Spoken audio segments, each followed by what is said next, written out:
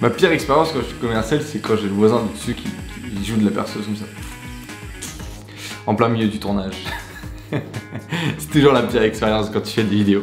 Ma pire expérience quand j'étais commercial, je crois que c'est ce moment où cette vente est très importante pour moi. Elle va littéralement définir mon intégrité psychologique et physique. Je suis à deux doigts d'avoir besoin de cette vente pour pouvoir manger. Et au moment où je vais pitcher, je vais avoir une énergie de malade, je vais être à fond dans mon rendez-vous, je vais être au top, je vais faire ma proposition commerciale. À la fin du rendez-vous, le client, le prospect va te dire « Bon, ben, je vais voir, je vous tiens au courant. » Toi, tu envoies ta petite proposition par email et t'attends. Et t'attends. Et t'attends. Et le truc, c'est que cette attente, elle est interminable. Hein. Je suis sûr que vous l'avez tous vécu, là, qui est derrière vos écrans. D'attendre, d'essayer d'envoyer un message, d'essayer d'envoyer un email, de pas essayer de montrer au prospect que tu es un chien et que tu as vraiment besoin d'une réponse, mais en même temps, de le relancer pour qu'il prenne une décision. Il était tellement à deux doigts de signer. Et finalement, le problème dans tout ça, eh bien, c'est ton système en lui-même. Tu es le propre responsable et de cette attente et de cette émotion tellement dure à vivre au moment où tu es dans l'attente. Cette situation, c'est une des pires que tu peux vivre, je pense, quand tu es commercial ou quand tu vends un produit, que tu es entrepreneur et que tu vends un produit, parce que, eh bien, il y a tout qui est en jeu. Pendant cette période-là, tu vas tout remettre en cause. Ce que tu as dit pendant le rendez-vous, comment est-ce que tu as délivré ton offre, est-ce que ton offre était trop chère, pas assez chère, est-ce que ton offre était suffisamment bien expliquée. Bref, le silence est certainement le truc qui te tue le plus et tu vas tout refaire dans ta tête le chemin 10 fois pour essayer de comprendre pourquoi est-ce que tu n'as pas de nouvelles, pourquoi est-ce que tu n'as pas d'informations.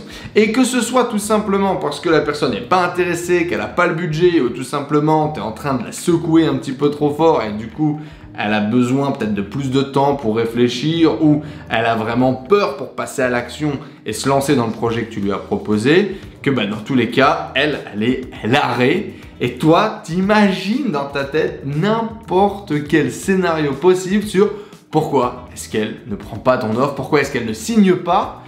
Et le problème, c'est qu'à ce moment-là, tu vas te mettre à alimenter des énergies pas toujours positives. Hein. Tu vas du coup directement voir en toi que tu n'es pas assez, que tu n'es pas suffisant, que dans tous les cas, tu n'arrives jamais à signer ou à closer, hein, même si c'est le seul échec entre guillemets de tes dernières semaines, il n'y a que ça que tu vas voir au premier plan, que dans tous les cas tu n'y arriveras jamais, qu'il va falloir retourner au salariat et que finalement tes qualités et tes compétences sont vouées à l'échec et que tu ne vaux pas plus que cette feuille de papier que l'on a ici sur le bureau. C'est un peu l'idée, hein, et je sais à quel point ça peut être dur et à quel point on est capable de se flageller au moment où on est dans cette phase d'attente, de négation et qu'on est finalement un petit peu livré à nous-mêmes. Et si toi aussi tu as déjà vécu cette situation, tu sais à quel point ça peut être frustrant, ça peut être dur à vivre.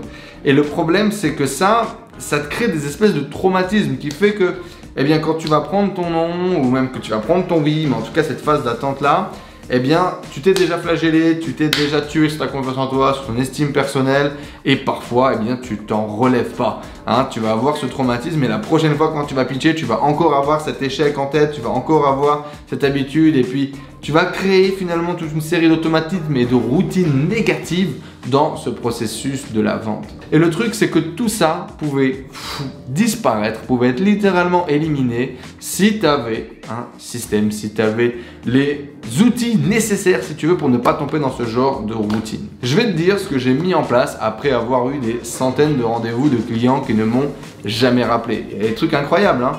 Il y a des trucs où clairement, à un moment donné, le numéro de téléphone terminé, quoi. Tu essaies d'appeler, bip bip bip, quoi. Il n'y a plus personne de l'autre bout du fil. Assez incroyable. Et les gens, en fait, tout naturellement, soit pour pas avoir à faire face à toi au téléphone et à te dire non, préfèrent ne rien dire, tu vois. Ils préfèrent laisser couler et puis se disent qu'au bout d'un moment, tu vas tout simplement arrêter de les relancer ou arrêter de chercher à vendre. Mais bon, c'était sans compter sur le fait que j'étais un vrai cafard à l'époque, hein, et qu'une vente était plus important que tout dans ma vie. Aujourd'hui, c'est bien différent et je me suis évolué et développé et dans tous les cas, je sélectionne tellement mes prospects que effectivement, la majorité du temps, ou je close ou ça ne matche pas et parfois je propose même pas d'offre. Mais à l'époque, en tout cas, je peux vous dire que je ne lâchais pas l'affaire. Et donc du coup, ce que j'ai mis en place, c'est quoi? Quelque chose de très simple que j'ai pu mettre en place d'ailleurs dans le business de mes coachés de façon globale et qui a des super résultats. L'idée, c'est de travailler en 3 phases. 3 phases qui sont essentielles, qui vont te permettre de ne plus être dans l'attente, de ne pas tuer ta confiance en toi, ta self-esteem et de faire des scénarios à la Luc Besson dans ta tête tout seul et de maximiser ton taux de conversion. Et ça, c'est hyper important, comme on l'a vu sur le long terme, pour réussir et puis pas te tuer à la tâche. Le truc est très simple. Lors de ton premier rendez-vous, ton rendez-vous de découverte, ton rendez-vous où tu as collecté un maximum d'offres, tu vas à la fin de ce rendez-vous faire une première offre fourchette, tu vois.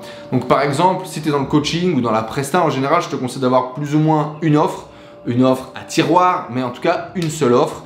Et donc tu sais plus ou moins combien ça coûte de travailler avec toi. Potentiellement, le prospect le savent d'avance.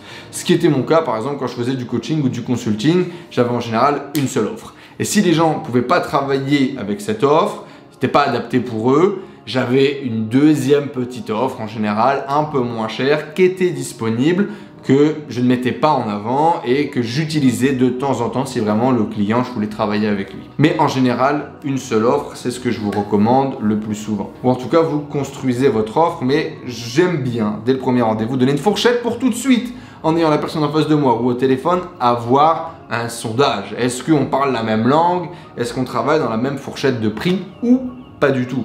Et si c'est le cas, il vaut mieux l'écarter tout de suite. Donc c'est vrai que j'aime bien le dire assez tôt dans le premier rendez-vous. Et donc à la fin du premier rendez-vous, je vais poser cette fourchette en disant, voilà, vous savez, travailler avec moi, ça coûte entre 1300 et 1500 euros, ça coûte 10 000, 15 000 euros. Voilà, travailler avec moi, ça coûte entre ça et ça. Est-ce que ça vous paraît cohérent par rapport à la taille de votre projet, par rapport à l'envergure de vos ambitions? Est-ce que ça vous paraît bien? Est-ce que c'est quelque chose que vous êtes prêt à investir dans ce projet? Est-ce que c'est, tu vois, voilà, je pose un truc. Alors là, tu as plusieurs cas de figure. Tu as le mec qui dit, oui, envoyez-moi une proposition et on verra bien. Tu as le mec qui dit, oh là là, ouf, tout ça, ah bon? Je savais pas que ça coûtait aussi cher, etc. Et là, du coup, tout de suite, vous allez pouvoir commencer à capter des informations sur la vente en disant, ok, très bien, mais combien de budget est-ce que vous étiez prêt à investir? C'est cher par rapport à quoi? Voilà, quel est le budget que vous avez à développer dans le projet? Qu'est-ce que vous avez, si tu veux, à disposition? Et donc là, tu vas pouvoir capter des infos. Et puis, il y a des mecs qui disent en général, la majorité du temps, il y a beaucoup de gens qui disent oui, ok, très bien, envoyez-moi une proposition et on verra bien. Des gens qui disent ok. Et puis, il y a des gens où vous pouvez directement sonder. Surtout, ne rentrez pas dans une phase de négociation à ce moment-là. N'essayez pas de justifier votre prix. Juste posez des questions, d'accord? Ah, ok, machin. Et puis, si vraiment les gens ils sont trop bas ou c'est la lune, vous dites très bien, dans ce cas-là, ce que je peux vous proposer, c'est de vous recommander à un confrère ou à un collègue qui saura certainement mieux gérer le dossier que moi, tu vois. Et là, il peut y avoir l'effet inverse où le mec il dit non, c'est avec vous que je veux bosser, etc. Ou le mec il va dire ok. Et comme ça, vous ne perdez pas plus de temps à ce moment-là sur le projet. Donc, premièrement, à la fin, on va qualifier en fait tout simplement le money. Et donc, ok, le mec, fourchette, très bien. Voilà. Donc, ce que je vais vous faire, c'est que je vais vous envoyer une proposition par email avec l'intégralité de comment ça se passe, avec les modalités, etc. et tout. N'hésitez pas également à poser des questions, des trucs importants qui parfois passent un peu entre les mailles du filet. Comment est-ce que vous aimeriez payer? Moi, c'est des trucs typiquement qui me permettent facilement d'embrayer sur la vente. Est-ce qu'il y a une façon avec laquelle vous préférez payer plutôt qu'une autre? Est-ce qu'il y a des modalités de paiement qui vous arrangeraient que je pourrais vous mettre à disposition? Etc. etc. C'est des trucs où on apporte un service, on pose la question, on est attentif par rapport au client et en même temps, on s'avance progressivement vers la signature. Et bref, ça fonctionne bien pour moi, donc voilà. Et donc du coup, ce genre de questions également que vous allez pouvoir intégrer dans votre proposition. Et donc, ce que je vais faire, c'est que je vais du coup faire ma propale et envoyer ma propale par email. Avant la fin du premier rendez-vous, je vais dire à la personne, voilà, moi ce que je vous propose, c'est qu'on se revoit dans 4 jours par exemple, pour discuter du devis que je vais vous envoyer pour prendre une décision si on se donne un go, no go, d'accord? Parce que dans tous les cas, voilà, vous savez déjà si vous avez envie de travailler plus ou moins avec moi, vous connaissez plus ou moins la tarif, vous avez plus ou moins déjà votre budget, vous savez où vous allez. On n'a pas besoin de réfléchir pendant 2 semaines pour savoir si on va faire le projet ensemble. La majorité du temps, vous le savez déjà même maintenant. Mais bon, bien évidemment, je vous laisse du temps pour réfléchir. que je vous propose, c'est qu'on s'appelle dans 4 jours. Est-ce que ça vous va? Quelque chose comme ça. Ce qui nous permet en fait tout simplement de déjà programmer un rendez-vous pour la prise de décision du projet, qui sera en général un rendez-vous de validation, de paiement et également d'amorçage, pourquoi pas, de discussion, de récupérer les documents, de récupérer les informations du site si vous avez besoin de travailler sur la plateforme, etc. etc. Et donc à ce moment-là, je cadre le truc. Il va y avoir une offre, on va se revoir, on va se donner une réponse. Ce qui est cool avec ça, c'est quoi? C'est que ça pousse les gens, si vous voulez, à rentrer dans une prise de décision. Indirectement, tu bornes les gens à prendre une décision, tu leur laisses quand même le temps, mais en même temps, tu cadres le truc. De façon globale, dès que le rendez-vous est cadré, dès que tu prends le lead, tu vas rassurer le client, ce qui est hyper important dans sa capacité à signer. Également, tu vas l'obliger à prendre une décision tout en lui laissant quand même une espèce de temps nécessaire, tu vois, pour prendre une décision sans être dans le rush, etc. Et que ça va éviter de tomber dans ces trucs où les gens te rappellent jamais, etc. Bon, tu vas en avoir bien évidemment qui ne viendront pas au rendez-vous sans jamais te prévenir, parce qu'ils ne vont pas avoir le courage d'affronter le non, mais bon, tu seras fixé. Il y aura des gens qui vont venir et qui vont signer et puis qui vont profiter de ce premier rendez-vous. Il y a des gens qui vont venir et puis qui vont te dire bah non, ta propale ne m'intéresse pas pour X, Y, Z raison. Et ça c'est hyper intéressant parce qu'on va commencer à avoir eh bien, des contre-arguments, on va commencer à avoir un non mais avec des infos, ce qui va nous permettre d'améliorer notre offre, peut-être de négocier, peut-être de faire une offre différente, mais en tout cas, on saura aussi pourquoi est-ce que les gens ne nous achètent pas. Ça nous permettra de remplir peut-être notre anti-avatar, ça nous permettra d'avoir beaucoup plus d'infos sur notre marché. Et donc si vous voulez le fait de faire ça, clairement ça te fait que tu n'es pas dans l'attente, que tu as vraiment le leadership, mais un leadership bienveillant, un leadership qui cadre, qui va du coup rassurer notre client et en même temps en parallèle de ça, ça va littéralement augmenter ton taux de signature. L'intégralité des clients chez qui j'ai mis ça en place, ça a marché. Je ne peux que vous inviter du coup à tester ça chez vous et à mettre ça en place dans vos closings, dans vos relances pour cadrer vos rendez-vous commerciaux et les assurer. C'était un petit tip du coup de rendez-vous commerciaux pour améliorer vos closings. C'était Enzo Honoré. Si vous voulez en savoir plus bien évidemment sur la vente, je sors en ce moment un programme qui s'appelle Vendeur 2.0, comment vendre comme un pro sans passer pour un marchand de tapis. Parce que quand on a une expertise, un vrai savoir à partager, la seule chose que l'on veut éviter, c'est de passer pour monsieur, madame tout le monde qui est prêt à vendre tout et n'importe quoi. Le programme est dispo juste en dessous dans la description.